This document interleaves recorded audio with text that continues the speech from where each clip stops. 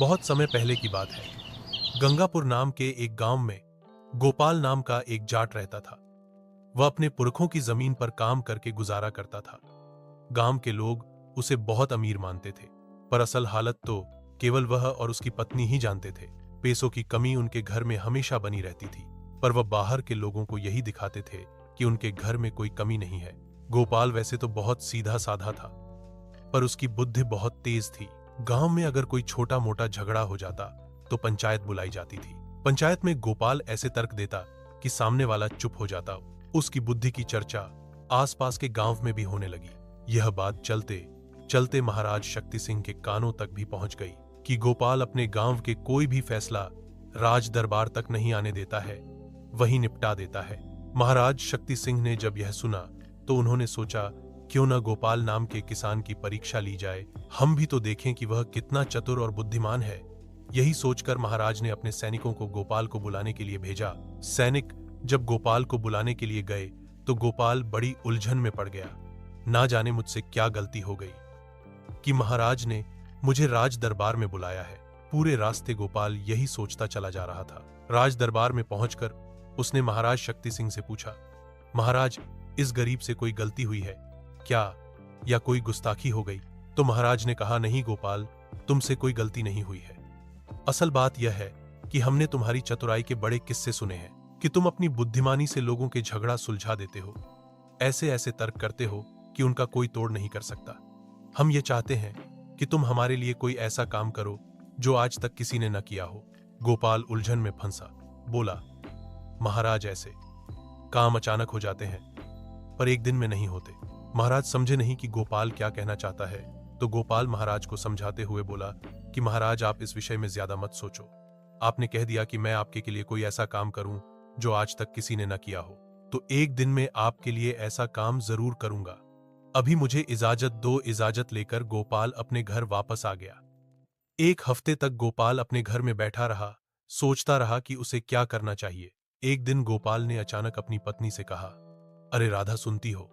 कल सुबह उठकर मेरे लिए 46 पराठे बना देना, थोड़ा अचार भी रख देना। मुझे कहीं जाना है। रूमाल में बांधकर पोटली बना दी। गोपाल अपनी पोटली उठाकर सुबह सुबह घर से निकल गया और वह जंगल की तरफ जा रहा था। बीच जंगल में पहुंचकर यह ने देखा कि छोटी सी गुफा बनी हुई है, तो वह यह गुफा में चला गया। गुफा बिल्कुल साफ सुथरी थी, लगता था जैसे यहां कोई साधु तपस्या करता हो, और उसने अब वह जगह छोड़ दी हो। और पूरे दिन गोपाल उसी में लेटकर सोता रहा। शाम होते ही वह अपने घर की तरफ चला। रात होते ही गोपाल अपने घर में घुसा तो पत्नी ने पूछा कि आज सारा दिन कहां रहे। तो गोपाल ने कहा कि देख राधा, तू इस चक्कर में ज्यादा मत पड़ कि मैं कहां जाता हूं और कब आता हूं। तू मुझे बस रोजाना पराठा बनाकर दे दिए कर। गोपाल पराठे लेकर उस गुफा में पहुंच गया और पूरे दिन उसी गुफा में लेटा रहता और शाम को अपने घर वापस आ जाता। यही सिलसिला एक हफ्ते तक चलता रहा। गोपाल के पड़ोस में एक धोबी का परिवार भी रहता था। धोबी की कुछ समय पहले मौत हो गई थी। उसकी पत्नी को गांव भर के लोग धोबिन काकी कहकर बुलाते थे। धोबिन काकी का गोपाल के घर आना जाना लगा रहता था। अगर उसे कोई बात पता चल जाए तो जब तक पूरे गांव में न फैला दे, तब तक उसके पेट में दर्द होता रहता। जब उसने देखा कि गोपाल कहीं दिखाई नहीं देता, तो वह गोपाल का हाल चाल पूछने के घर पहुंची। गोपाल इस समय घर में घुसा था तो धोबिन काकी बोली, गोपाल दिखाई नहीं देते, कहां से आए हो? तो गोपाल बोला, काकी बस कुछ पूछो मत, मैं क्या ही बताऊं तुम्हें, तुम तो पूरे गांव में बात को फैला दोगी। तो काकी बोली, नहीं बच्चे, विश्वास करो, मैं किसी से कुछ नहीं कहूंगी। आज तक तुम्हारे घर की बात किसी से कही है? नहीं काकी, अब तक तो नहीं कहीं, पर आगे का कोई विश्वास नहीं, क्योंकि बात ही कुछ ऐसी है। अब तो धोबिन काकी को जिज्ञासा बढ़ती जा रही थी। काकी बोली, बताना गोपाल, इतने दिन कहां था? तो गोपाल बोला, काकी मैं स्वर्ग की यात्रा करके आया हूं, मेरा स्वर्ग के देवताओं के साथ उठना बैठना है। काकी को विश्वास ना हुआ और बोली, बच्चे हमसे इस उम्र में झूठ ना बोल। गोपाल बोला, तेरी कसम कक्की, मैं स्वर्ग की यात्रा करके ही लौटा हूं, वैसे भी मुझे क्या फर्क पड़ता है, तुम विश्वास करो या ना करो। धोबिन काकी की आंखें चौड़ी हो गई।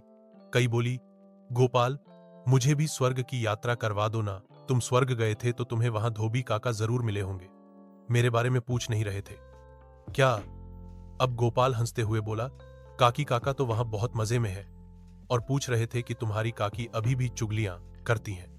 धोबिन काकी ने जब यह सुना तो बड़ा सा मुंह बना लिया और बोली, देख ले, बच्चे मरकर स्वर्ग में बैठ गया है। मेरी बुराई करना अभी भी नहीं छोड़ा। वैसे मुझे यह तो बता, तेरे काका मुझे याद नहीं करते?